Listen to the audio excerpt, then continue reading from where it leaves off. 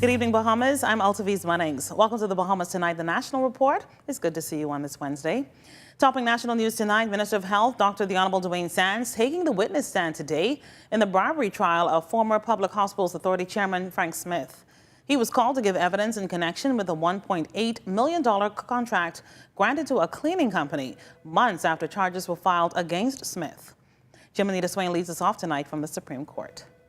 Health Minister Dr. Dwayne Sands commencing but not completing his evidence regarding his involvement in the Frank Smith bribery and extortion case.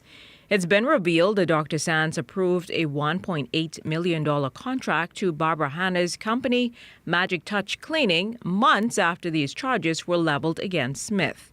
The former chairman of the Public Hospitals Authority Board is accused of obtaining $65,000 from Hanna after her company secured a cleaning contract for the critical care block of the Princess Margaret Hospital. Allegations Smith denies. The minister was asked to explain the outsourcing process for the contracts, a process, he says, which was governed by rules of the PHA. For instance, he explained that up to $25,000 could be spent without referring a matter to the executive management for approval. Approvals, he said, would also be needed to spend $50,000 or more, and between $100,000 to $250,000 would need board approval. Anything higher, he says, would require the approval of the minister. Next, he was questioned about the contractor selection process, where he explained persons are invited by way of the Gazette to respond to or bid on goods and services, as well as the deadlines for those bids to be submitted. The bids, once opened, would be evaluated by persons consisting of upper and middle members of the executive staff. A subcommittee would be formed.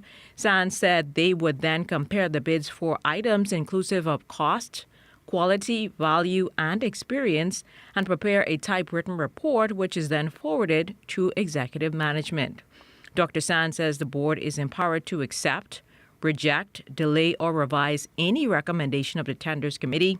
He was asked by QC Edward Jenkins if there were any instances where tenders committee's reports did not go to the board. The health minister said reports did not always go to the board, highlighting instances that occurred back in 2014 and 2015.